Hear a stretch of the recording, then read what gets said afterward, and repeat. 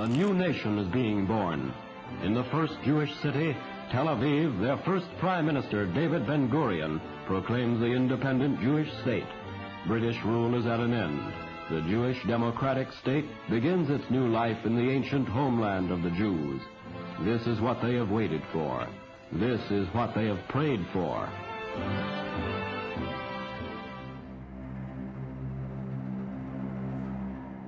Com a queda do Império Otomano, a Liga das Nações designou que o território palestiniano seria controlado pelo Reino Unido. Mas mesmo antes do fim do conflito, em 1917, o ministro dos Negócios Estrangeiros britânico, Arthur James Balfour, enviou uma carta ao barão Rothschild, um dos mais importantes membros da comunidade judaica. Essa carta viria a ser marcante para a história israelita. A declaração de Balfour anunciava o apoio britânico para a fundação de um lar nacional judaico. O termo utilizado não foi do agrado do movimento sionista, mas a declaração foi interpretada como o primeiro passo em direção ao objetivo, e a imigração israelita para a Palestina aumentou consideravelmente. Rapidamente se percebeu que executar a ideia não seria fácil. Os confrontos entre judeus e árabes começaram logo no início dos anos 20. A violência iria marcar todo o mandato britânico. Em 1929, ocorreram vários incidentes em Jerusalém. Seguiram-se protestos por toda a Palestina. Houve centenas de mortos.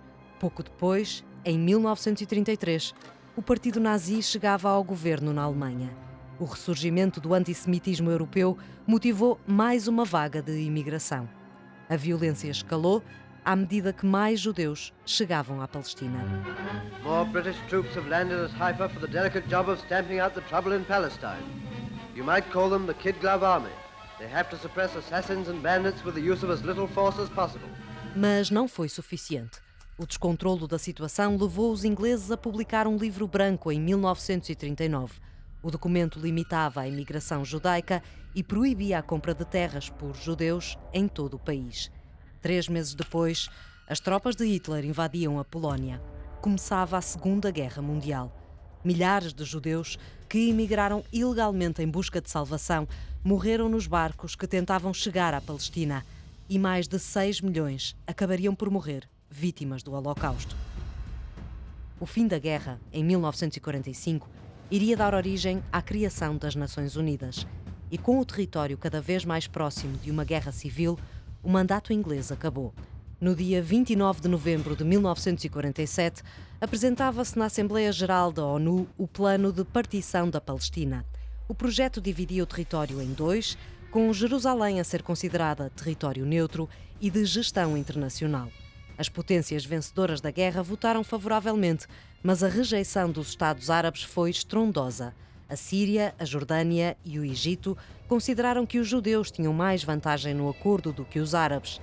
Ainda assim, a oposição não foi suficiente para travar os israelitas. A 14 de maio de 1948, David Ben-Gurion proclamou o estabelecimento de um Estado judaico em Eretz Israel, ou seja, Terra de Israel, o sonho de milhões de judeus, que finalmente era realizado. A Declaração de Independência de 1948, ela diz claramente isso. O judaísmo não é a religião de Estado, do novo Estado judaico. Todas as religiões são livres de se exercerem. Mas nenhuma das partes permitiu que isso acontecesse. Ao mesmo tempo que o conflito interno se intensificou, várias nações vizinhas declararam guerra ao novo Estado. Começava assim a Primeira Guerra Israelo-Árabe. O conflito acabaria no ano seguinte. Israel venceu e o projeto da ONU não prevaleceu. Israel expandiu as suas fronteiras de forma a controlar parte de Jerusalém. Os conflitos entre israelitas e árabes foram-se repetindo ao longo do século e os limites mudaram novamente, anos mais tarde. Para o ano que vem, em Jerusalém, a oração que foi repetida por milhões de judeus durante séculos acabaria por se tornar possível em 1950. A lei do retorno era clara. Todos os judeus têm o direito de emigrar para Israel.